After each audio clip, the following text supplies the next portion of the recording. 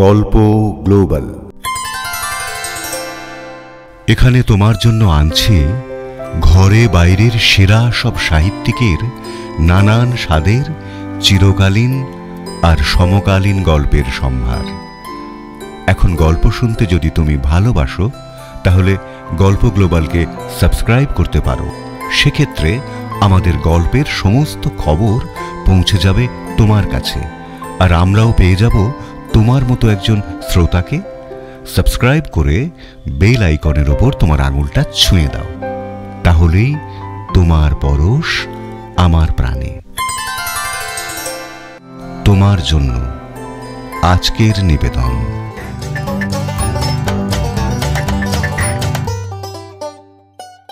Sherlock হোমসের অভিযানের কাহিনী।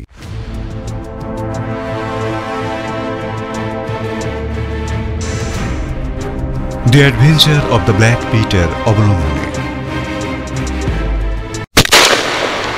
রহস্যময় কেবিন। মূল রচনা স্যার আর্থার কনান ডয়েল। রূপান্তর ও প্রযোজনা দীপঙ্কর চট্টোপাধ্যায়। আবহ, শব্দগ্রহণ ও সম্পাদনা অনুপ মুখোপাধ্যায়। আজকের গল্প রহস্যময় কেবিন।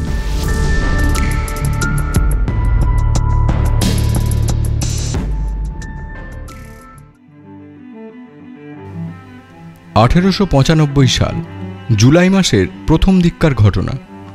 এই সময়টায় হোমস ঘরে প্রায় থাকতই না। মাঝে মাঝেই অনেকক্ষণের জন্য উধাও হয়ে যেত। বুঝতে পারলাম হাতে নতুন কেস এসেছে। এই সময় মাঝে মধ্যেই চোয়াড়ে চেহারার কিছু কিছু লোকজন এসে ক্যাপ্টেন বেসিলের খোঁজ করত। আমার বুঝে নিতে কোনো অসুবিধে হলো না যে হোমস এই নামেই ছদ্মবেশে তার কোনো একটা ঠেক থেকে অনুসন্ধানের কাজ চালাচ্ছে। লন্ডন শহরে তার এই ধরনের অন্তত গোটা পাঁচেক ঠেক আছে। তবে তার বর্তমান কার্যকলাপ সম্পর্কে হোমস আমাকে প্রায় কিছুই এখনো পর্যন্ত বলেনি, এবং স্বভাবতই আমিও কোনো কৌতূহল প্রকাশ করিনি। ও শুধু এটুকুই বলেছে যে এক্সট্রাঅর্ডিনারি কেস। সেদিন সকালে ব্রেকফাস্টের আগেই ও বেরিয়েছিল। আমি একাই টেবিলে বসেছিলাম। হঠাৎ ঘরে ঢুকলো হোমস। মাথায় টুপি, হাতে বর্ষার ফলার মতো মুখওয়ালা একটা বিশাল হারপুন। আমি প্রায় আঁতকে উঠে বললাম, কি সর্বনাশ! এটা নিয়ে তুমি লন্ডনের রাস্তায় ঘুরে বেড়াচ্ছিলে নাকি? আরে না না, গাড়িতেই গেছি, গাড়িতেই এসেছি। কসাইখানা থেকে ফিরছি এক পেট খিদে নিয়ে। কসাইখানা? হ্যাঁ, দেখো ওয়াটসন, ব্রেকফাস্টের আগে ব্যায়াম করার উপযোগিতা নিয়ে কোনো প্রশ্নই উঠতে পারে না। তবে কসাইখানায় আমি যে ঠিক কী ধরনের ব্যায়াম করছিলাম তা আন্দাজ করা নিশ্চয়ই তোমার পক্ষে সম্ভব নয়। আমি আন্দাজ করতে চাইও না।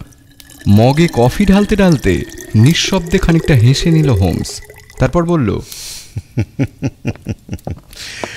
অ্যালারডাইসের পিছনের দোকানটায় যদি তুমি একবার উঁকি মারতে তাহলে দেখতে পেতে সিলিং থেকে নামানো একটা হুকে ঝুলছে একটা মৃত শুয়োর। আর একজন ভদ্রলোক জামার হাতা গুটিয়ে বিপুল বিক্রমে এই অস্ত্রটা ছুঁড়ে শুয়োরটাকে বারবার বিদ্ধ করে যাচ্ছেন। এই নিরলস ভদ্রলোকটি কে জানো? আমি, তোমার বন্ধু শার্লক হোমস। কিন্তু কি জানো তো ওয়াটসন, অনেক চেষ্টা করেও একবারের জন্যেও শুয়োরটাকে এফোঁড় ওফোঁড় করতে পারলাম না। তুমি একবার চেষ্টা করে দেখবে নাকি? পৃথিবী উল্টে গেলেও সে চেষ্টা করব না। কিন্তু তুমি বা এমন উদ্ভট কাণ্ডটা করতে গেলে কেন? এর সাথে আমার নতুন কেসটার একটা সম্পর্ক আছে। সম্ভবত হপকিন্স এসে পড়েছে।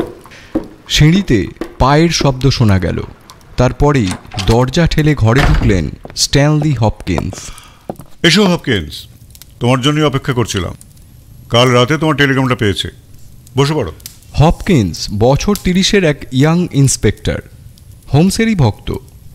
একটা দীর্ঘশ্বাস ছেড়ে হতাশ ভঙ্গিতে চেয়ারে বসে বলল, থ্যাংক ইউ স্যার। আমি ব্রেকফাস্ট করেই বেরিয়েছি। রাতে শহরেই ছিলাম, রিপোর্ট জমা দিতে এসেছিলাম। কী রিপোর্ট করলে বলো? ব্যর্থতা রিপোর্ট। সে কি? ব্যাপারটা নিয়ে আর এগোতে পারোনি? একটুও না। ব্যাপারটা তাহলে তো আমাকেই দেখতে হচ্ছে। এর চাইতে ভালো আর কিছু হতেই পারে না মিস্টার হোমস। এটা আমার একটা প্রথম বড় কেস, সব কিছু একবারে গুলিয়ে গেছে। আপনি দয়া করে আমাকে একটু সাহায্য করুন না। আরে ঠিক আছে ঠিক আছে, আমি ইতিমধ্যেই এই কেসের যে এভিডেন্সগুলো পাওয়া গেছে এবং তদন্ত রিপোর্ট সবই খুব মন দিয়ে পড়েছি। আচ্ছা, ওই তামাকের থলিটা যেটা খুনের ঘর থেকে পাওয়া গেছে সে বিষয়ে তোমার মতামত কি? ওটার থেকে কোনো ক্লু পাচ্ছ? থলিটা তো স্যার লোকটার নিজেরই। কি করে বুঝছো? থলিটার ভেতরে লোকটার নামের আদ্যাক্ষর লেখা আছে, আর থলিটা কিন্তু শিল মাছের চামড়ার। লোকটা নিজে একজন শিল মাছ শিকারী এবং প্রাক্তন নাবিক। কিন্তু লোকটার ব্যবহার করা কোনো পাইপ তো তার ঘরে পাওনি। না স্যার, আমরা কোনো পাইপ পাইনি। সম্ভবত সে খুব কম ধূমপান করত। তামাকটা হয়তো তার বন্ধুদের জন্যও রাখা থাকতে পারে। হ্যাঁ, তাতে কোনো সন্দেহ নেই। তবুও বিষয়টা উল্লেখ করলাম কেন জানো তো? আমি যদি তদন্ত করতাম তাহলে ঠিক এই পয়েন্ট থেকেই শুরুটা করতাম। যাই হোক, ডক্টর ওয়াটসন এখনো পর্যন্ত এই কেসটার ব্যাপারে কিছুই জানেন না। আমারও প্রথম থেকে আর একবার ঘটনাগুলো পরপর শুনলে ভালো হতো। তুমি সংক্ষেপে মধ্য ব্যাপারটা একবার আমাদের শুনিয়ে দাও না। হপকিন্স পকেট থেকে একগোছা কাগজ বার করলো। নিহত ক্যাপ্টেন পিটার ক্যারি সংক্রান্ত কিছু তথ্য এখানে আছে। 45-এ তার জন্ম, এখন বয়স হয়েছিল 50। লোকটা ছিল একজন সাহসী এবং সফল শিল এবং তিমি মাছ শিকারী। সি ইউনিকর্ন নামে ডান্ডির একটা শিল শিকারের জাহাজের কমান্ডার ছিলেন 1883 সালে। এই সময়ে বেশ কয়েকবার সমুদ্রযাত্রা করেন এবং প্রতিবারই সফল হয়ে ফেরেন। পরের বছর মানে 1884-তে অবসর নিয়ে নেন। এরপর কয়েক বছর এদিক সেদিক ঘোরাঘুরির পর ফাইনালি সাসেক্সে ফরেস্ট রোড কাছে উডম্যানস লি নামক তার বর্তমান বাসস্থানে বসবাস শুরু করেন। এখানে আছেন 6 বছর এবং এখানেই ঠিক 1 সপ্তাহ আগে তিনি নিহত হন। বাড়িতে আছেন তার স্ত্রী এবং বছর 20-র একটি মেয়ে আর 2 জন কাজের মহিলা। কাজের মহিলারা কেউই বেশি দিন এ বাড়িতে স্থায়ী হতে পারেন না, কারণ ওই ক্যাপ্টেন পিটার ক্যারি লোকটা অত্যন্ত বদমেজাজি, দুর্মুখ এবং মদ্যপ। নেশা করলে তিনি অমানুষ হয়ে যান। তখন কেউ তার ধারে কাছে ঘেঁষতে সাহস পায় না। মাঝে মধ্যে তার ব্যবহার সব রকম সহ্যের সীমা ছাড়িয়ে যেত। একবার মাঝরাত্রিরে স্ত্রী আর মেয়েকে বাড়ি থেকে বার করে এনে পার্কের ভেতর দিয়ে চাবুক মারতে মারতে হাঁটাচ্ছিলেন। তাদের আর্তচিৎকারে গ্রামের লোকেরা ছুটে এসে সবাই মিলে তাদেরকে উদ্ধার করে। আর একবার গ্রামের এক বৃদ্ধ ধর্মযাজক ক্যাপ্টেনের বাড়িতে গিয়েছিলেন তার আচরণের প্রতিবাদ জানাতে। ক্যাপ্টেন সে বৃদ্ধ যাজকের সঙ্গে বড় বড়চিত আচরণ করেছিলেন, ফলে ক্যাপ্টেনের নামে আদালতের সমনও এসেছিল। এক কথায় বলতে গেলে মিস্টার হোমস এমন অসভ্য নিষ্ঠুর লোকের জুড়ি আপনি সহজে খুঁজে পাবেন না। জাহাজে থাকাকালীনও তার আচরণ কিন্তু একই রকম ছিল, আর সেই কারণে সেখানে সবাই তাকে ব্ল্যাক পিটার নাম দিয়েছিলেন। স্বর্ণমার্কা, রুক্ষ চেহারা, কুচকুচে কালো চাপদারি আর ওই কুৎসিত ব্যবহারের সঙ্গে নামটা মানানসই ছিল। তার বাড়ি উডম্যান্সলির আশেপাশের প্রতিবেশীরাও তাকে এড়িয়েই চলত। সেখানে আমি এমন একজনকেও পাইনি যিনি ক্যাপ্টেনের এই বিভৎস মৃত্যুতে একটুও দুঃখিত হয়েছেন। বেচারা ক্যাপ্টেন। মিস্টার হোমস, তদন্তের রিপোর্টে লোকটার কেবিন সম্পর্কে আপনি নিশ্চয়ই পড়েছেন। আপনার বন্ধু ডক্টর ওয়াটসন নিশ্চয়ই জানেন না, তাই একটু বলে দিই। লোকটা তার বাড়ি থেকে কয়েকশো গজ দূরে একটা কাঠের আউটহাউস বানিয়েছিল। এটাকেই সে কেবিন বলত। রাতে সে এখানেই শুতো। একটা 16x10 ফুটের একটা ছোট ঘর।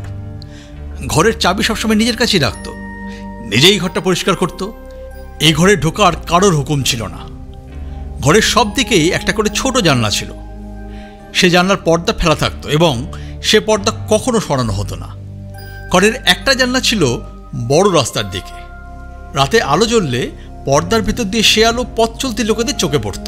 রাত 1টা নাগাদ একজন পাথরের মিস্ত্রি ওই পথ দিয়ে বাড়ি ফিরছিল।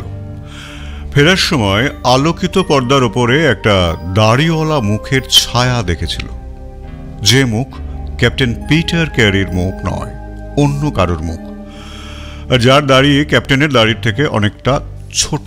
হ্যাঁ, একথা সে বলেছে। কিন্তু স্যার, ওই মিস্ত্রি ঘন্টা দুয়েক সরাইখানায় বসে মদ্যপান করার পর বাড়ি ফিরেছিল এবং রাস্তা থেকে জানলার দূরত্বটাও অনেকখানি, সুতরাং তার কথার উপর কতটা নির্ভর করা যায়? তাছাড়া এটা ছিল ঘটনার 2 দিন আগেকার কথা। জানলা দিয়ে দৃশ্য দেখা গেছে সোমবার, আর পিটার ক্যারি খুন হয়েছেন বুধবার। ঠিক, তারপর বলে যাও। মঙ্গলবার দিন সকাল থেকেই পিটার ক্যারিকে অত্যন্ত বদ মেজাজে দেখা যায়। সারাদিন মদ্যপান করে একটা খ্যাপা পশুর মতো বাড়িময় দাপিয়ে বেড়াচ্ছিলেন। সেদিন তার বাড়ির লোকেরা তার সামনে যাওয়ার সাহসই পাচ্ছিল না, পায়ের আওয়াজ শুনতে পেলেই পালিয়ে যাচ্ছিল। সন্ধ্যের পর তিনি তার কেবিন অর্থাৎ ওই আউট হাউসে চলে যান। রাত তখন 2টো হবে।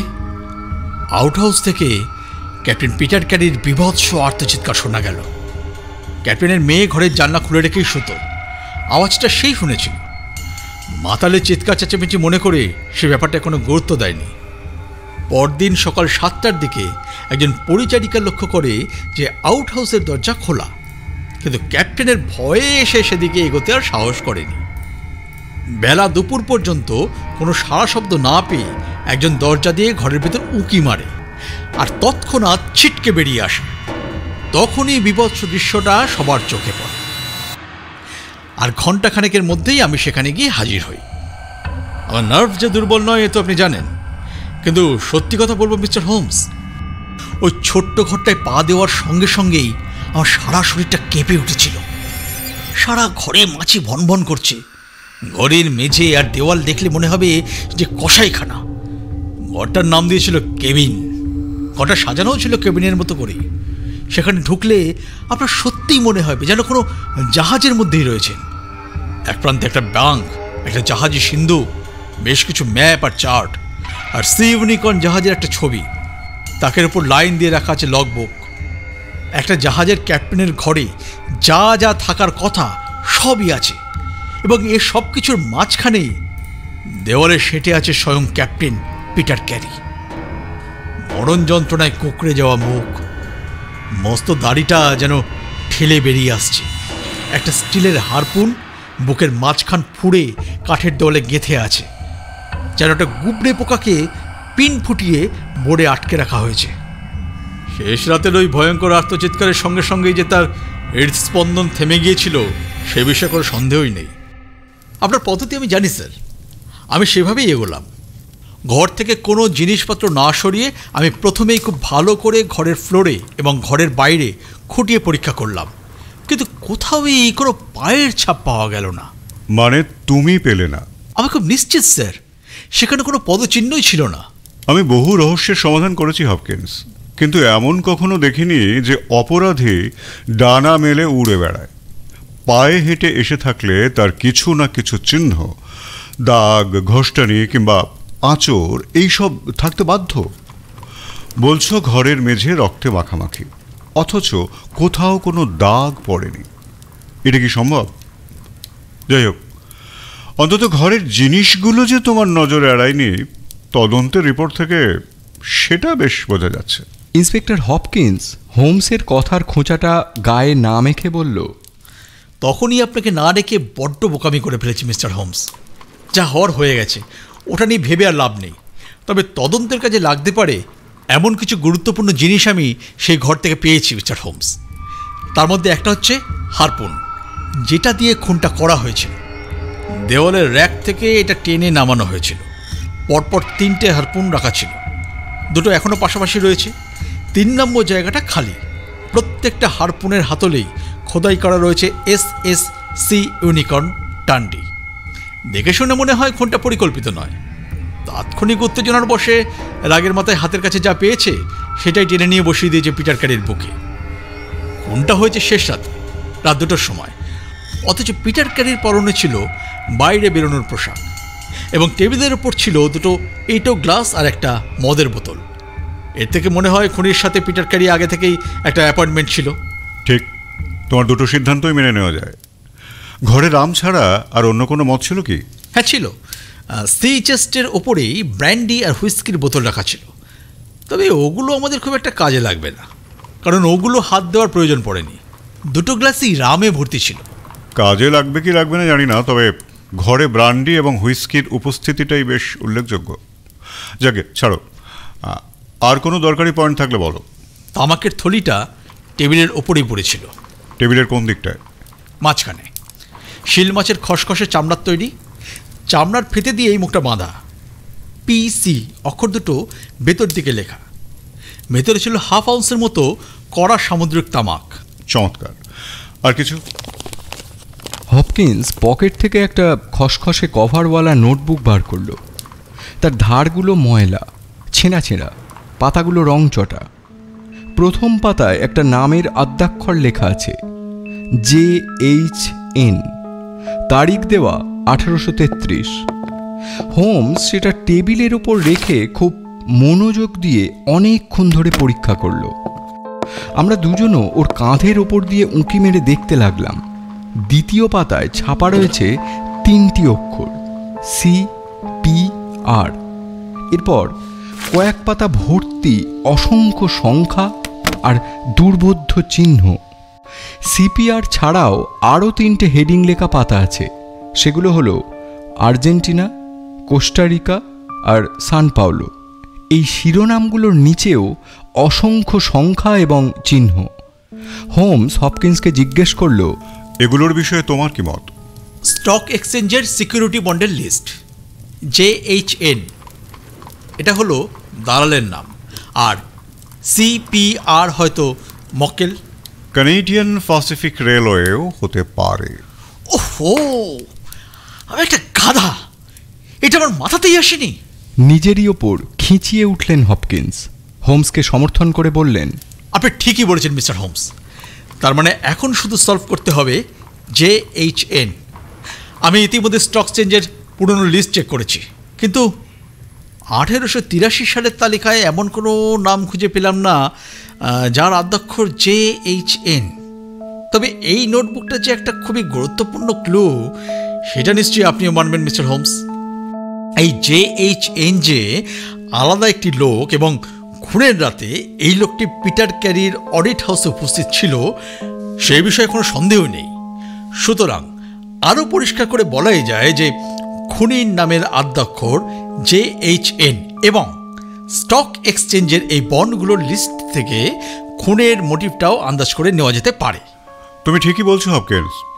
এখন তো দেখছি আমার মতামত খানিকটা পাল্টে ফেলতে হবে, কারণ আমি যে থিওরিটা দাঁড় করিয়েছি সেখানে তো এই নোটবুকটার কোনো জায়গাই নেই। এটার কথা তো আমার জানাই ছিল না। এই সিকিউরিটিগুলোর কোনোটা কি বাজারে এসেছে? খোঁজখবর নেওয়া শুরু করে দিয়েছি, তবে অফিসগুলোর সবই তো দক্ষিণ আমেরিকায়, ফলে সপ্তাহখানেক সময় লেগে যাবে। হোমস নোটবুকের কভারটা উল্টে পাল্টে দেখে বলল, এখানে একটা কালচে দাগ দেখছি, রক্তের। হ্যাঁ স্যার, রক্তেরই দাগ। আপনাকে বললাম না, ঘরের মেঝেতে এটা পড়েছিল। রক্ত লাগা দিকটা ওপর দিকে ছিল নাকি নিচের দিকে? নিচের দিকে ছিল। তার মানে খুনটা ঘটে যাওয়ার পরে নোটবুকটা নিচেই পড়েছিল। হ্যাঁ স্যার, সেটাই হয়েছে। পালিয়ে যাওয়ার সময় তাড়াহুড়োতেই খুনির পকেট থেকে এটা পড়ে গিয়েছিল। আমি এটা পেয়েছি দরজার কাছটা দিই। নিহত ক্যাপ্টেন পিটারের সম্পত্তির মধ্যে কোনো সিকিউরিটি বন্ডের খোঁজ পেয়েছো নাকি? না স্যার। চুরি টুরি হয়েছে বলে মনে হয়? না স্যার, ঘরের কোনো জিনিসপত্রে হাত দেওয়া হয়েছে বলে মনে হয়নি। কেসটা খুবই ইন্টারেস্টিং। একটা ছুরিও বোধহয় পাওয়া গেছে, তাই না? খাপ শুদ্ধ একটা ছুরি। ছুরিটা খাপের ভেতর ঢোকানো অবস্থাতেই মৃত পিটার ক্যারির পায়ের কাছে পড়েছিল। মিসেস ক্যারি জানিয়েছেন ছুরিটা তার স্বামীরই। হোমস কিছুক্ষণের জন্য গভীর চিন্তায় মগ্ন হয়ে পড়ল। তারপর গা ঝাড়া দিয়ে উঠে বলল, আমার মনে হয় স্পটে একবার যাওয়ার দরকার। হপকিন্স আনন্দে উত্তেজিত হয়ে টেবিলের ওপর একটা ঘুষি ঠুকে বলল, খুব দরকার মিস্টার হোমস। আমি ঠিক এই কথাটাই বলতে এসেছিলাম। এতক্ষণে আমার একটু হালকা লাগছে মিস্টার হোমস। ব্যাপারটা সপ্তাহখানেক আগে বললে কাজটা আরও সহজ হতো। যাই হোক, দেখা যাক। পুরোটাই ব্যর্থ হবে বলে অবশ্য মনে হয় না। ওয়াটসন, তুমিও যদি সঙ্গ দাও তো ফরেস্ট রোতে সময়টা আমার বেশ ভালো কাটবে। হোমসের সাথে নতুন অভিযানে বেরোনোর সুযোগ ছাড়ার কোনো মানেই হয় না। বললাম, কখন বেরোবে? এখনই, 15 মিনিটের মধ্যে। হপকিন্স, তুমি একটা গাড়ি রাখবে? শিওর।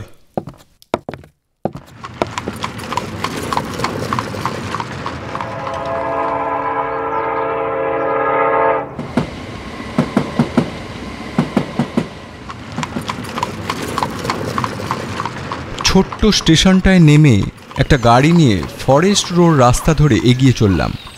বন জঙ্গল চিরে রাস্তাটা এগিয়ে চলেছে। একসময় এটা ছিল গভীর বিস্তীর্ণ বনভূমি। পরবর্তীকালে মাটির নিচে লোহার সন্ধান পাওয়া গেল। জায়গায় জায়গায় জঙ্গল কেটে খনি খনন করা হলো। বর্তমানে খনির কাজ সরে গেছে অন্য জায়গায়, আর এখানে রয়ে গেছে অতীতের সেই ক্ষতচিহ্নগুলো। গাছপালার ভেতর দিয়ে বেশ খানিকটা পথ এগিয়ে যাওয়ার পর চোখে পড়ল একটা সবুজ টিলার ঢালে লম্বা একটা নিচু পাথরের বাড়ি। বাড়িটা থেকে আঁকামাকা পথে খানিকটা দূরে 3 দিকে ঝোপে ঢাকা একটা আউট হাউস, তার দরজা আর একটা জানলা রাস্তার দিকে। এখান থেকে আমরা দেখতে পাচ্ছি এটাই সেই ঘর যেখানে ঘটনাটা ঘটেছে। হপকিন্স প্রথমে আমাদের নিয়ে বাড়িতে ঢুকে ক্যাপ্টেন পিটার ক্যারির বিধবা স্ত্রীর সাথে আলাপ করিয়ে দিল। ভদ্রমহিলার রুক্ষ ধূসর চুল, মুখের বলিরেখা, চোখের নিচের গভীর দাগ, সব কিছুই ক্যাপ্টেন পিটার ক্যারি অর্থাৎ ব্ল্যাক পিটারের দীর্ঘদিনের নির্মম ব্যবহারেরই সাক্ষ্য দিচ্ছিল। ভদ্রমহিলার সাথে তার মেয়েকেও দেখলাম। ফ্যাকাশে সাদা গায়ের রং। তার চোখ মুখ দেখে মনে হলো বাবার মৃত্যুতে সে এতটুকু দুঃখিত তো নয়ই, বরং খুশিই হয়েছে, এবং এই মহান কাজটা যে করেছে সেই খুনির কাছে সে কৃতজ্ঞ। পুরো বাড়িটাতেই একটা অদ্ভুত দমবন্ধ হওয়া বাতাবরণ, যেটা ব্ল্যাক পিটার নিজেই রচনা করেছিল। বাড়ি থেকে বেরিয়ে বাইরে এসে আমি যেন হাঁপ ছেড়ে বাঁচলাম। সরু পায়ে চলা পথ ধরে আউট হাউসের দিকে এগিয়ে গেলাম। ক্যাপ্টেনের কেবিনে আউট হাউসটা আসলে খুবই সাদামাটা একটা কাঠের বাড়ি। দরজার পাশেই একটা জানলা, আর একটা জানলা উল্টো দিকে।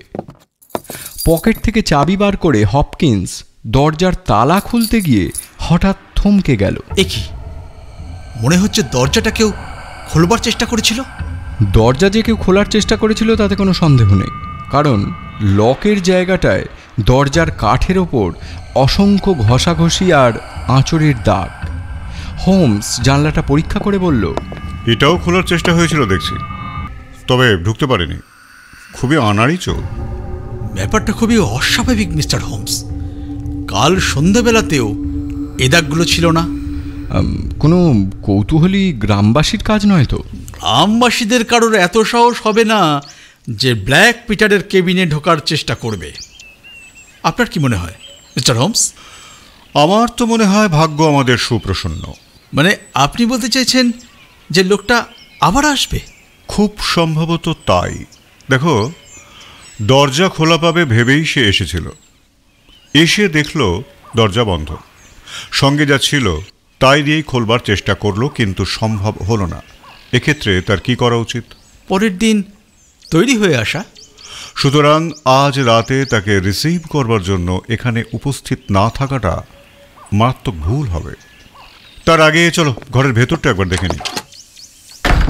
ঘরের ভেতর খুন খারাপির চিহ্নগুলো এখন আর না থাকলেও ফার্নিচারগুলো নাড়ানো হয়নি। সেদিন রাতে যেভাবে ছিল এখনও সব সেভাবেই আছে।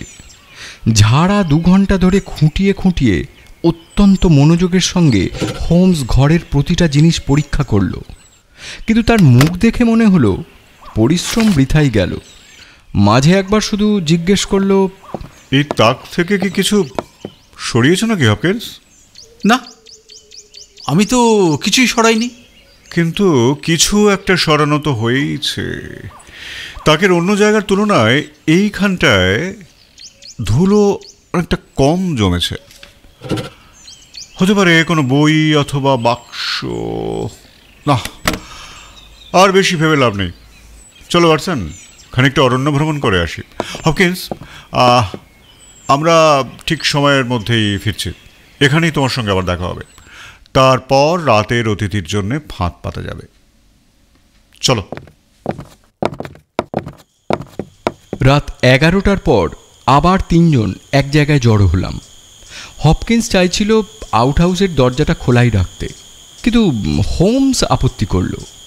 ওর বক্তব্য, দরজা খোলা থাকলে আগন্তুকের মনে সন্দেহ জাগতে পারে। ওর মতে তালাটা খুবই সাধারণ, একটু বড় ধরনের ছুরি দিয়ে চাপ দিলেই সহজে খুলে ফেলা যাবে।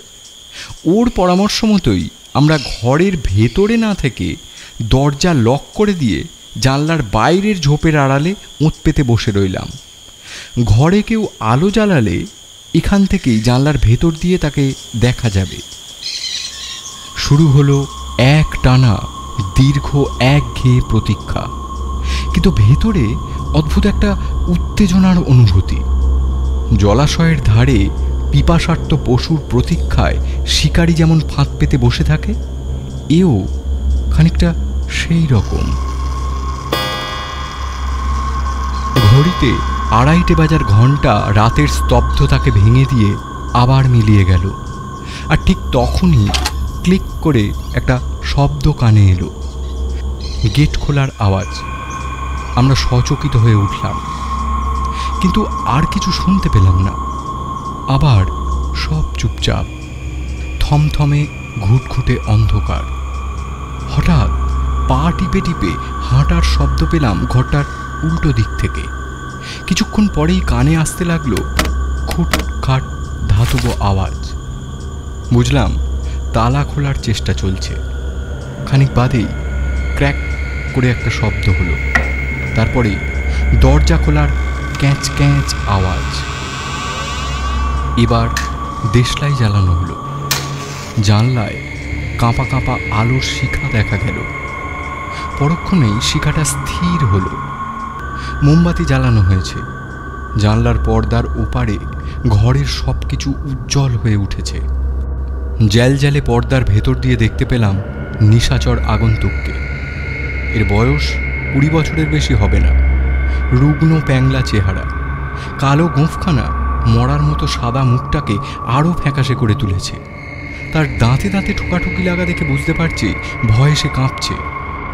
কোনো মানুষকে এমন ভয় পেতে আমি খুব কমই দেখেছি। এর পোশাক আশাক ভদ্রলোকের মতোই, পরনে জ্যাকেট আর নিকার বোকার, মাথায় কাপড়ের টুপি। তার ভয়ার্ত চোখ ঘরের চারদিকে ঘুরছিল। একসময় মোমবাতিটা টেবিলের ওপর রেখে সে আমাদের দৃষ্টির আড়ালে ঘরের একটা কোণের দিকে চলে গেল। আবার দৃষ্টিপথে ফিরে এলো মোটা একটা বই হাতে নিয়ে। এরকম অনেকগুলো লগবুক তাকের ওপর শাড়ি দিয়ে রাখা ছিল, আগেই দেখেছিলাম। বইটা টেবিলের ওপর রেখে ঝুঁকে পড়ে একটার পর একটা পাতা উল্টে কিছু একটা খুঁজতে লাগলো। তারপর এক জায়গায় এসে থেমে গেল। এরপরেই দেখলাম ক্রুদ্ধ ভঙ্গিতে বইটা সজোরে বন্ধ করে দিল। মোমবাতি নিভে গেল। ঘরের বাইরে বেরোতে যাওয়ার মুখেই ইন্সপেক্টর হপকিন্সের বলিষ্ঠ হাতের মুঠি তার জ্যাকেটের কলার চেপে ধরল, এবং সঙ্গে সঙ্গেই একটা শুকনো আর্তচিৎকার অন্ধকার থেকে ঠিকরে বেরিয়ে এলো। ঘরের বাতি আবার জ্বলে উঠল। এবার জ্বালালো হোমস। আমাদের নিশাচর অতিথি বুঝতে পারল যে সে ধরা পড়ে গেছে। হপকিন্স তাকে ছেড়ে দিতেই সে কাঁপতে কাঁপতে জাহাজি সিন্দুকটার ওপর ধপ করে বসে পড়ল। ফ্যাল ফ্যাল করে আমাদের মুখের দিকে তাকাতে লাগলো। রুক্ষ গলায় হপকিন্স বলল, কি নাম, কি দরকারে এসেছিলে? ছেলেটি কোনো রকমে নিজেকে সামলে নিয়ে বলল, মনে হচ্ছে আপনারা গোয়েন্দা। বুঝতে পারছি আপনারা ভাবছেন পিটার ক্যারির খুনের ঘটনায় আমি জড়িত। আমি আপনাদের আশ্বস্ত করছি আমি নির্দোষ। এসব কথা পরে হচ্ছে, আগে নামটা বলো। জন হপলি নেলিগান। নামটা শুনেই হোমস আর হপকিন্সের মধ্যে একটা চকিত দৃষ্টি বিনিময় হয়ে গেল। এখানে কেন এসেছিলে বলো। আমি যা বলবো তা কি গোপন থাকবে? নিশ্চয়ই নয়।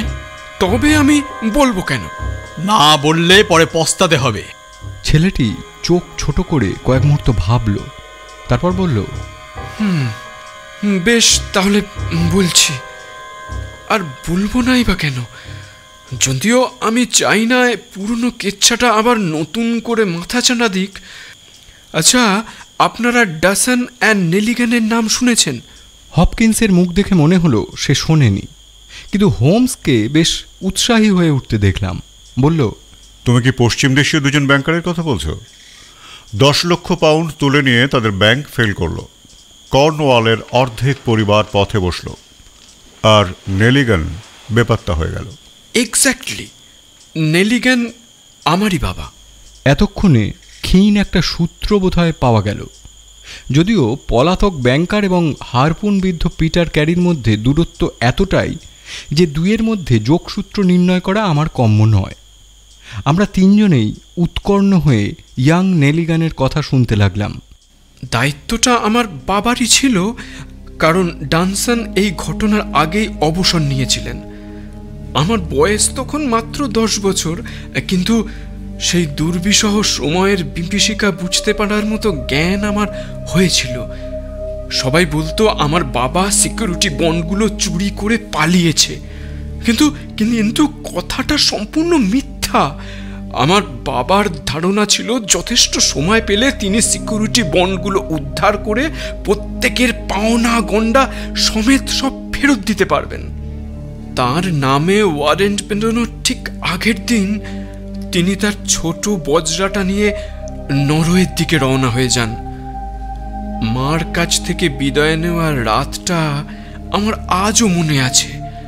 সঙ্গে করে যে সিকিউরিটি বন্ডগুলো নিয়ে গিয়েছিলেন, যাওয়ার সময় তার একটা লিস্ট আমাদের কাছেও রেখে গেলেন।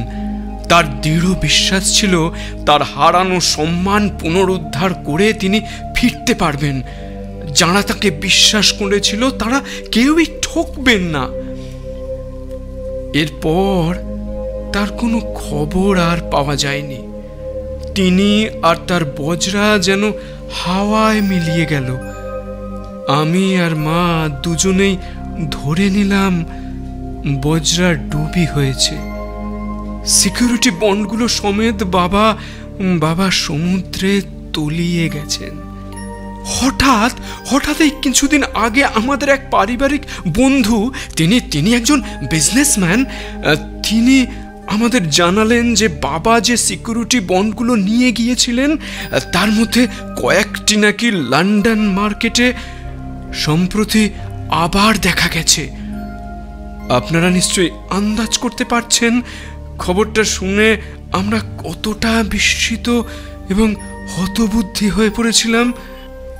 তারপর বহু সময় ব্যয় করে কাঠ খড় পুড়িয়ে বিস্তর ঘোরাঘুরি করে জানতে পারলাম সিকিউরিটি বন্ডগুলো বাজারে নিয়ে এসেছিলেন ক্যাপ্টেন পিটার ক্যারি নামে একজন ব্যক্তি, যিনি এই বাড়িতেই থাকেন।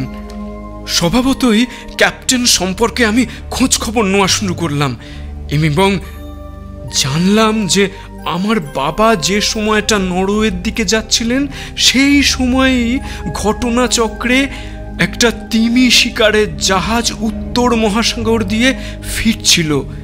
ক্যাপ্টেন পিটার ক্যারি ছিলেন ওই জাহাজেরই কমান্ডার।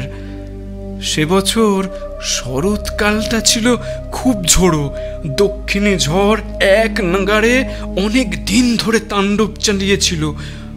ওই ঝড়ের মুখে বোধহয় বাবার বজ্রাটা উত্তর দিকে ঘুরে গিয়েছিল। সেই সময় হয়তো ক্যাপ্টেন পিটারের জাহাজে তিনি উঠেছিলেন, কিন্তু তাই যদি হয় তাহলে তারপর তিনি গেলেন কোথায়? তাছাড়া পিটার ক্যারিকে পাওয়া গেলেও এটা অন্তত প্রমাণ করা যাবে যে সিকিউরিটি বন্ডগুলো আমার বাবা তার নিজের মুনাফার জন্য বিক্রি করেননি। এই কারণেই আমি সাসেক্সে এসেছি ক্যাপ্টেনের সঙ্গে দেখা করব বলে। কিন্তু ঠিক এই সময় তিনি খুন হয়ে গেলেন। এই খুনের ঘটনার তদন্তের বর্ণনা পড়েই আমি এই কেবিনের কথাটা জেনেছিলাম। জাহাজের পুরনো লগবুকগুলো যে এখানে রাখা আছে সেটাও আমি ওই রিপোর্ট পড়েই জেনেছিলাম। তখনই মাথায় আইডিয়াটা এসেছিল। ভেবেছিলাম 1883 সালের অগস্ট মাসের দিনলিপিগুলো যদি লগবুক থেকে পড়ে নিতে পারি তাহলে আমার বাবার ভাগ্যে শেষ পর্যন্ত কি ঘটেছিল সেই রহস্যটা জানা যাবে। আগের রাত্রেই এসেছিলাম, কিন্তু দরজাটা খুলতে পারিনি। আজ তৈরি হয়ে এসেছিলাম। দরজা খুলে ভেতরে ঢুকে বইটা নামিয়ে দেখতে গিয়ে লক্ষ্য করলাম যে পাতাগুলো আমি খুঁজছি সেগুলো নেই, ছিঁড়ে ফেলা হয়েছে। বই বন্ধ করে বেরিয়ে আসতে যাচ্ছি এমন সময় আপনারা আমাকে ধরে ফেললেন। এই পর্যন্ত বলে নেলিগ্যান চুপ করে গেল। হপকিন্স বলল, তোমার বলা কি শেষ? হ্যাঁ, সবই তো বললাম। আর কিছু বলার নেই? ছেলেটি একটু ইতস্তত করে বলল, না, আর আর বলার কিছু নেই। গত রাতের আগে তুমি এখানে আর আসোনি? না। এবার কড়া গলায় ধমকে উঠল হপকিন্স। তাহলে এটা এখানে কে ফেলে গেল? সেই রক্তের দাগ লাগা নোটবুকটা বার করে ছেলেটার চোখের সামনে তুলে ধরল ইন্সপেক্টর হপকিন্স, যার প্রথম পাতাতেই ছাপা রয়েছে তারই নামের আদ্যাক্ষর JHN, অর্থাৎ জন হপলি নেলিগ্যান। এবার ছেলেটা পুরোপুরি ভেঙে পড়ল, দু হাতে মুখ ঢেকে থরথর করে কাঁপতে লাগলো। কোনো রকমে বলল, কোথায় পেলেন আপনি এটা? আমি তো ভেবেছিলাম হোটেলেই হারিয়ে ফেলেছি। অনেক হয়েছে, এরপর যা বলবার কোর্টে গিয়েই বলবে। আপাতত আমার সঙ্গে পুলিশ স্টেশনে চলো। মিস্টার হোমস, আপনাদের দুজনের কাছেই আমি কৃতজ্ঞ। আমাকে সাহায্য করতে আপনারা এত দূর এসেছেন। তবে এখন মনে হচ্ছে শুধু শুধুই আপনার সময় নষ্ট করলাম। এই কেস আমি একাই সামনে নিতে পারতাম। তাহলে আর কি, চলুন, আপনাদের জন্য হোটেলে ঘর বুক করা আছে।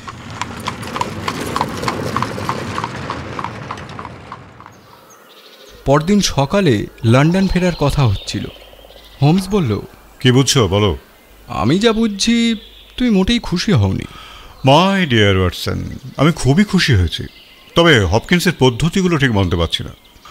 ও আমাকে বেশ হতাশ করেছে। ওর কাছ থেকে আর একটু বেশি আশা করেছিলাম। আসলে এইসব তদন্তের ক্ষেত্রে প্রথম কর্তব্যই হচ্ছে বিকল্প একটা সম্ভাবনাকে পাশাপাশি দাঁড় করানো। সেই বিকল্প সম্ভাবনাটা কি? যে পথে আমি এগোতে চাইছি, জানি না, হতে পারে হয়তো লাভ কিছুই হলো না, কিন্তু তবুও আমি এর শেষ পর্যন্ত দেখতে চাই।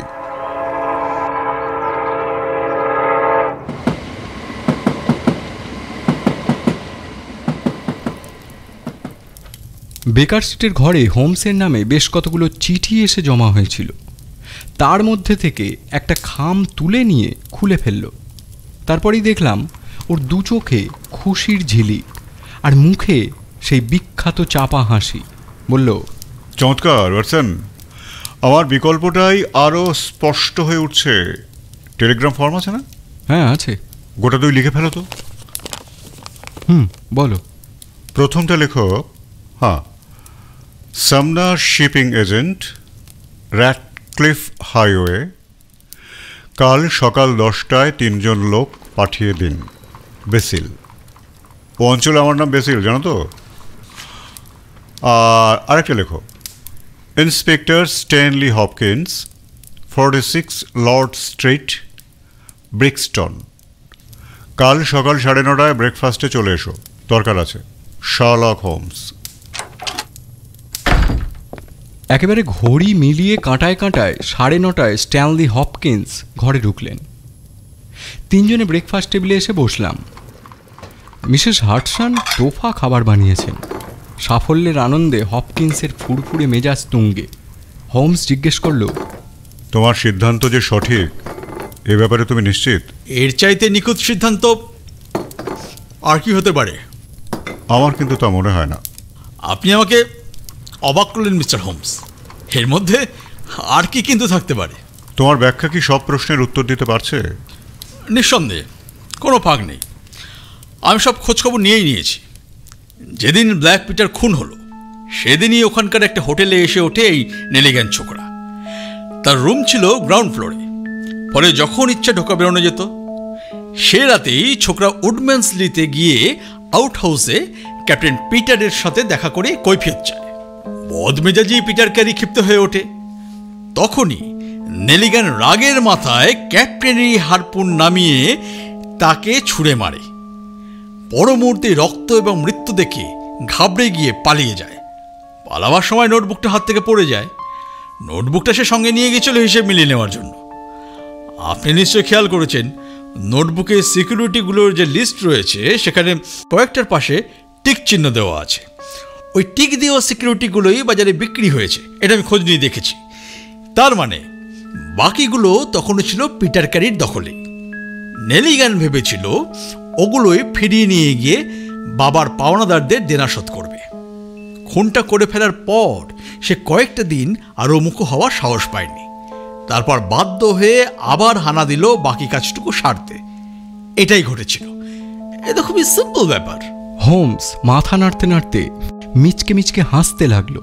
তারপর বলল, তোমার ব্যাখ্যায় একটাই মাত্র খুঁত আছে হপকিন্স, এবং সেটা হলো তুমি যা বলছো তা অসম্ভব এবং অসম্ভব। কোনোদিন হারপুন ছুঁড়েছ? কোনো দেহ এফোঁড় ওফোঁড় করার চেষ্টা করেছ কখনো? করনি তো? আমি করেছি। ওয়াটসন জানে, একদিন গোটা একটা সকাল আমি ঠিক এই চেষ্টাটাই করে কাটিয়েছি এবং বুঝেছি যে কাজটা খুব একটা সহজ নয়। যথেষ্ট দক্ষ এবং বলিষ্ঠ বাহুর প্রয়োজন। সেরাতে পিটার ক্যারির দিকে হারপুনটা এত জোরে ছোঁড়া হয়েছিল যে তার ফলাটা দেহ ফুঁড়ে কাঠের দেওয়ালে বিঁধে গিয়েছিল। তোমার কি মনে হয় ওই রক্তশূন্য ছেলেটার শরীরে এমন ভয়ঙ্কর শক্তি থাকা সম্ভব? তোমার কি মনে হয় সেরাতে মদ্যপ ব্ল্যাক পিটারের সামনে বসে রাম খাওয়া ওই ছেলেটার পক্ষে সম্ভব? দুদিন আগে মাঝরাতে ব্ল্যাক পিটারের কেবিনে যে দাড়িওয়ালা মুখটা দেখা গিয়েছিল, সেটা কি এই নেলিগেন ছেলেটারই মুখ? না হপকিন্স, না, আরো ভয়ঙ্কর কোনো লোকের জন্য ফাঁদ পাততে হবে আমাদের। হোমসের যুক্তি শুনে হপকিন্স যে ভেতরে ভেতরে চুপসে গেছে সেটা বেশ বুঝতে পারছি, কিন্তু তবুও সে হার মানবে না। বলল, কিন্তু মিস্টার হোমস, সে রাতে যে নেলিগ্যান স্পটে হাজির ছিল এটা তো আপনি অস্বীকার করতে পারেন না। এই নোটবুকটাই তো প্রমাণ। দেখুন মিস্টার হোমস, জুরিদের সন্তুষ্ট করার মতো যথেষ্ট প্রমাণ আমার হাতে আছে। আপনি কতগুলো ছিদ্র বার করলেন ঠিকই, কিন্তু তবে আমার মনে হয় না যে তাতে খুব কিছু সমস্যা হবে। আমার থিওরি অনুযায়ী এগিয়ে আমি নেলিগ্যানকে ধরেছি। এখন আপনার থিওরি অনুযায়ী আরও ভয়ঙ্কর কেউ থেকে থাকলে সে কোথায়? আমার তো মনে হয় সে এখন সিঁড়ি দিয়ে উঠে আসছে। পারসন, তোমার রিভলভারটা হাতের কাছে রেখো। হোমস উঠে গিয়ে হোর্ডিংয়ে লিখে রাখা একটা কাগজ টেবিলের উপর রেখে দিল।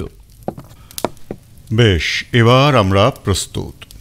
দরজার বাইরে কর্কশ গলায় কিছুক্ষণ কথোপকথন শোনা গেল। তারপর দরজা ঠেলে ভেতরে ঢুকলেন মিসেস হাডসন। বাইরে 3 জন লোক ক্যাপ্টেন বেসিলির সঙ্গে দেখা করতে চাইছে। হ্যাঁ, তাদের এক এক করে পাঠিয়ে দাও। প্রথমে যে লোকটা ঘরে ঢুকলো, টুকটুকে আপেলের মতো তার মুখ, বেঁটে খাটো, কানের পাশে ধবধবে সাদা জুলফি। পকেট থেকে একটা কাগজ বার করে হোমস জিজ্ঞেস করল, কি নাম? দুঃখিত ল্যাঙ্কাস্টার, জাহাজে আর জায়গা নেই। তুমি যে কষ্ট করে এলে সে বাবদ তোমাকে আমরা কিছু দিয়ে দেব। দয়া করে পাশের ঘরে 2 মিনিট অপেক্ষা কর। দ্বিতীয়জন যে ঘরে ঢুকলো সে বেশ লম্বা, লিকলিকে চেহারা, তোবড়ানো গাল, মাথার চুল পাতলা। লোকটার নাম হিউ প্যাটিন। তাকেও একই কথা বলে পাশের ঘরে অপেক্ষা করার অনুরোধ করা হলো। এরপর তৃতীয়জন যে ঘরে ঢুকলো তার চেহারা বেশ উল্লেখযোগ্য। গুচ্ছ গুচ্ছ চুলদাড়ি শোভিত বুলডগের মতো একটা মুখ, মোটা ঘন ঝোপের মতো বেরিয়ে আসা একজোড়া ভুরুর নিচেই তীক্ষ্ণ কালো 2 চোখ। নাবিক সুলভ কায়দায় স্যালিউট করে মাথার টুপিটা হাতে ঘোরাতে লাগলো। হোমস বলল, তোমার নাম? Patrick Cairns. হারপুনার? হ্যাঁ স্যার, 26 বার সাগরে পাড়ি দিয়েছি। ডান্ডি, তাই তো? হ্যাঁ স্যার। অভিযানে বেরোতে রেডি আছো তো? হ্যাঁ স্যার। কত কি নেবে? 8 পাউন্ড মাসে। বেশ, তাই পাবে। এখনই বেরোতে পারবে? পারবো স্যার। কাগজপত্র সব এনেছো? এনেছি স্যার। প্যাট্রিক কেয়ার্নস পকেট থেকে কতগুলো তেলচিটে জীর্ণ ফর্ম বার করে হোমসকে দিল। সেগুলোর ওপর এক ঝলক চোখ বুলিয়ে নিয়ে হোমস ফেরত দিয়ে দিল। তোমার মতো একজনকেই চাইছিলাম। টেবিলের ওপর ওই চুক্তিপত্রটা রাখা রয়েছে, সই করে দিলেই সব ব্যবস্থা পাকা হয়ে যাবে। হারপুনওয়ালা প্যাট্রিক কেয়ার্নস লম্বা পা ফেলে ঘরের অন্য প্রান্তে রাখা সাইড টেবিলটার দিকে এগিয়ে গিয়ে পেনটা তুলে নিল। এইখানটাতেই সই করবো তো স্যার? হোমস এগিয়ে গিয়ে লোকটার কাঁধের ওপর ঝুঁকে পড়ে ঘাড়ের দুপাশ দিয়ে হাত দুটো গলিয়ে দিল। হ্যাঁ, এতেই হয়ে যাবে। একটা ক্লিক শব্দ শুনতে পেলাম। তারপরেই খ্যাপা ষাঁড়ের গর্জন। পর মুহূর্তেই হোমস আর সেই বিশাল সমুদ্র মানুষ জড়াজড়ি করে গড়িয়ে পড়ল নিচে। তার আগেই অত্যন্ত দ্রুত আর নিপুণ দক্ষতায় লোকটার হাতে হাতকড়ি পরিয়ে দিয়েছিল হোমস। কিন্তু ওই অবস্থাতেই দানবীয় শক্তিধর ওই হারপুনওয়ালা হোমসকে কাবু করে ফেলতে পারত যদি না আমি আর হপকিন্স দুজনেই তার সাহায্যে ছুটে যেতাম। কপালে রিভলভারের নলটা ঠেসে ধরতেই সে বুঝে গেল গাজোয়ারি করে আর লাভ নেই। তার পা দুটো দড়ি দিয়ে বেঁধে ফেলে আমরা তিনজন হাঁপাতে হাঁপাতে উঠে দাঁড়ালাম। তোমার ব্রেকফাস্টে বাধা পড়ার জন্য আমি দুঃখিত হপকিন্স, তবে এটাও তো কম নয় যে শেষ পর্যন্ত তুমি আসল অপরাধীকে ধরে ফেললে। অভিনন্দন। লজ্জায় লাল হয়ে গিয়ে বিস্মিত এবং অভিভূত হপকিন্স বলল, এই জন্যই আমি ছাত্র আর আপনি মাস্টার। এখন বুঝতে পারছি প্রথম থেকে ভুল পথে হেঁটেছি। আরে ছাড়ো, ভুলগুলো থেকেই তো মানুষ শেখে। এটা তো শিখলে যে বিকল্প সিদ্ধান্তকেও গুরুত্ব দিতে হয়। নেলিগ্যান ছেলেটাকে নিয়ে তুমি এতটাই ডুবেছিলে যে পিটার ক্যারির আসল হত্যাকারী এই প্যাট্রিক কেয়ার্নসকে নিয়ে ভাববার কোনো অবকাশই পাওনি। হোমসের কথার মাঝেই হারপুনওয়ালার কর্কশ কণ্ঠস্বর বেজে উঠল, এই যে মিস্টার, আমি যদি তার হত্যাকারী না হতাম তাহলে সেই আমার হত্যাকারী হতো। কথাটা বিশ্বাস করলে করবেন, না করলে না করবেন, কিন্তু আমি আপনাদের ধোঁকা দিচ্ছি না। নিশ্চয়ই না, বলুন এ ব্যাপারে আপনার আর কি বলার আছে? বলবো, আর প্রত্যেকটা কথাই সত্যি বলবো, ঈশ্বরের দিব্যি। পিটার ক্যারিকে আমি খুব ভালো করেই চিনি। ওকে আমরা ব্ল্যাক পিটার বলে ডাকতাম। যে মুহূর্তে সে ছুরিটা বার করলো বুঝে গেলাম আজ আমার শেষ দিন, অথবা ওর। হারপুনগুলো আগেই দেখে রেখেছিলাম। ও খাপ থেকে ছুরি বার করবার আগেই চোখের পলকে একটা হারপুন টেনে নিয়ে চালিয়ে দিলাম ওর বুক লক্ষ্য করে। একে যদি আপনারা খুন বলতে চান তো বলুন। ব্ল্যাক পিটারের ছুরিতে প্রাণ যেত, এখন না হয় ফাঁসিতেই মরব। এখানে তুমি এলে কিভাবে? তাহলে প্রথম থেকেই সব বলতে হয়, কিন্তু তার আগে আমাকে তুলে বসিয়ে দিন। এভাবে কথা বলতে অসুবিধা হচ্ছে। হপকিন্স বন্দি প্যাট্রিক কেয়ার্নসকে তুলে দিল। সে নিচেতেই দেওয়ালে হেলান দিয়ে বসে বলতে লাগলো, 1883 সালের আগস্ট মাসের কথা। পিটার ক্যারি ছিল সি ইউনিকর্ন জাহাজের ক্যাপ্টেন, আর আমি ছিলাম হারপুনার। বরফের রাজ্য পার হয়ে ঝড়ের তাণ্ডবের মধ্যে দিয়ে ফিরছিলাম আমরা। সেই সময় একটা ছোট বজরা ভেসে এসেছিল উত্তর দিক থেকে।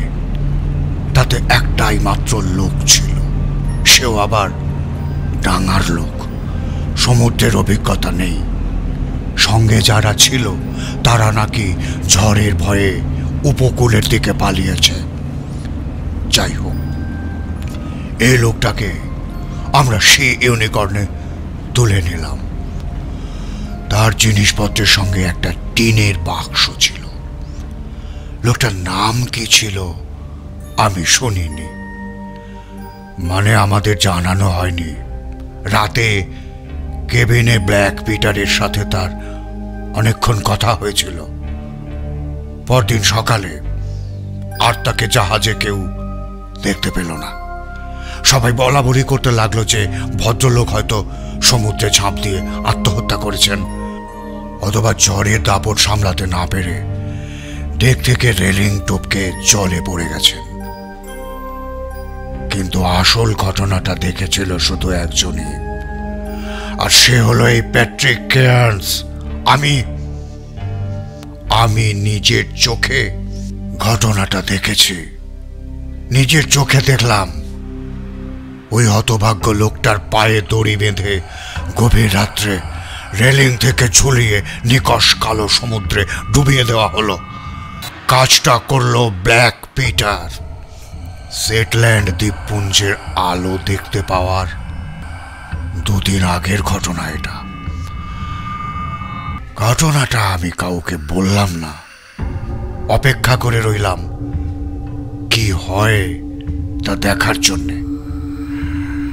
স্কটল্যান্ডে ফিরে আসার পর ব্যাপারটা পুরোপুরি দামা চাপা পড়ে গেল। এর কিছুদিন পরে ব্ল্যাক পিটার জাহাজের চাকরি ছেড়ে দিল। তারপর কেটে গেল আরো অনেকগুলো বছর। আমার অনুমান ওই টিনের বাক্সের মধ্যে এমন কিছু সম্পদ ছিল যার লোভেই ব্ল্যাক পিটার সেদিন মৃত্যুর মুখ থেকে লোকটাকে উদ্ধার করেও আবার তাকে খুন করেছিল। কদিন আগে লন্ডনে এসে এক পুরনো খালাসির সঙ্গে দেখা হয়ে গেল। তার কাছ থেকে পিটারের ঠিকানা পেলাম। ভেবেছিলাম গোপন খবরটা নতুন করে প্রকাশ না করার বিনিময়ে তার কাছ থেকে ভালো রকম কিছু হাতিয়ে নেব, তাহলে আমাকেও আর সমুদ্র অভিযানে বেরোতে হবে না, বাকি জীবনটা নিরুপদ্রবেই কেটে যাবে।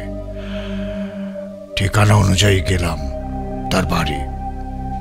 প্রথম রাতে তার সঙ্গে কথাবার্তা হবার পর মনে হয়েছিল আমার উদ্দেশ্য সফল হয়েছে, আমার আশা সে পূরণ করে দেবে। আমাকে 2 দিন পরে আসতে বলল।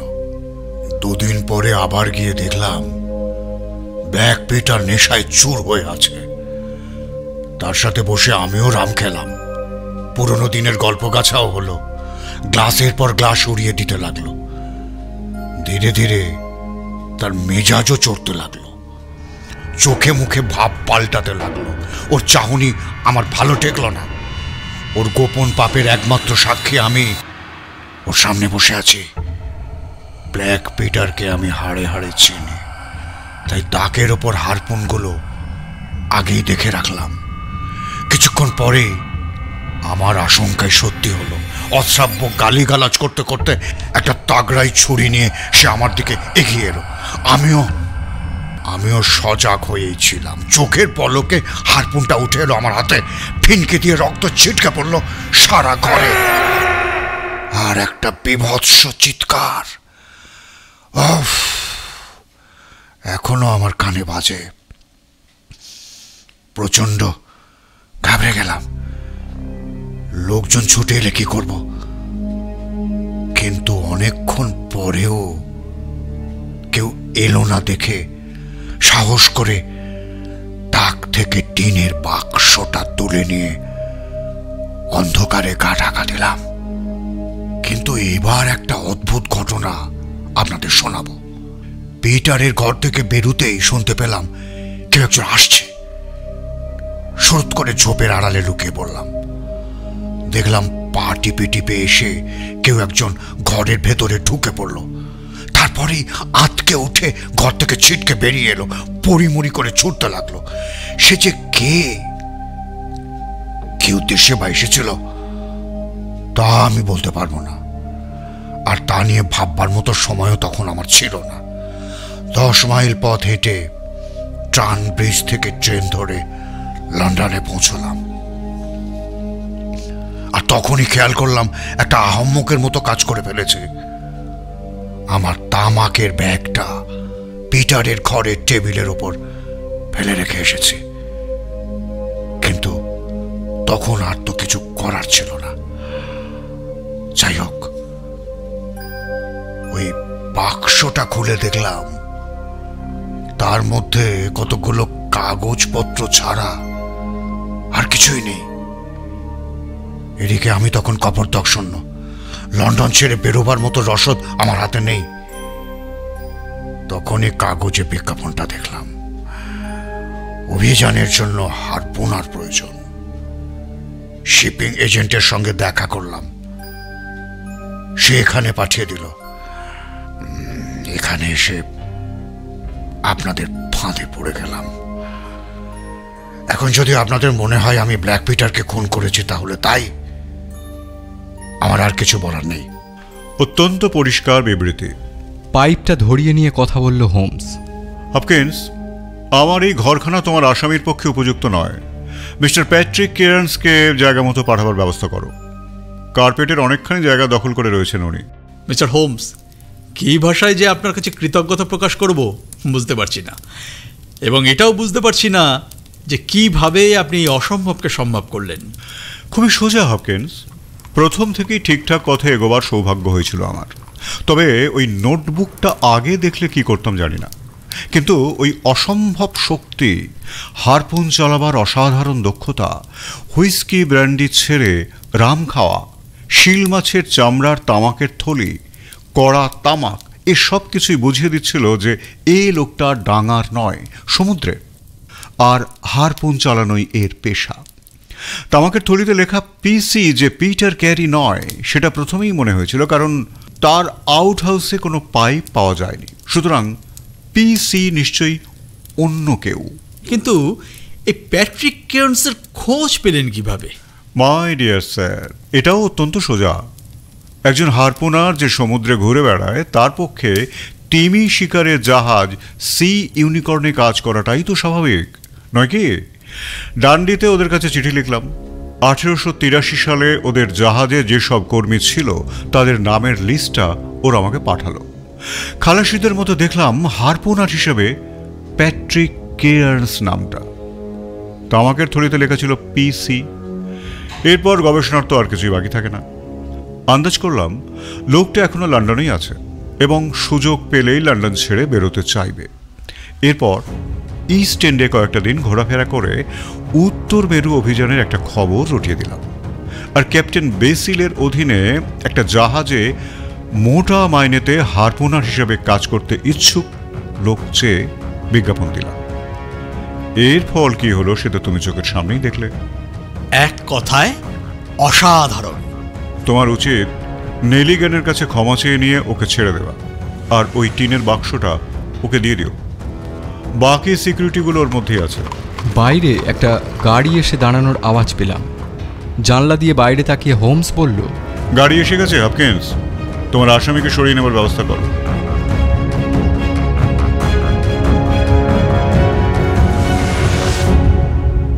এতক্ষণ তোমাকে শোনাচ্ছিলাম শার্লক হোমসের অভিযানের কাহিনী, রহস্যময় কেবিন। বিভিন্ন চরিত্রের সংলাপগুলো যারা বলল, Watson, Anup, Hopkins, Apu, Neligan, Sanjit, Mrs Hudson, Rupa, Patrick Cairns এবং শার্লক হোমসের সংলাপগুলো বললাম আমি দীপঙ্কর। তোমার সঙ্গে আবার দেখা হবে নতুন গল্প নিয়ে। আজ এই পর্যন্ত। ও হ্যাঁ, শুনতে ভালো লেগে থাকলে লাইক দিও, শেয়ার করো, আর মতামত জানালে তো আমি খুবই খুশি হব। টাটা।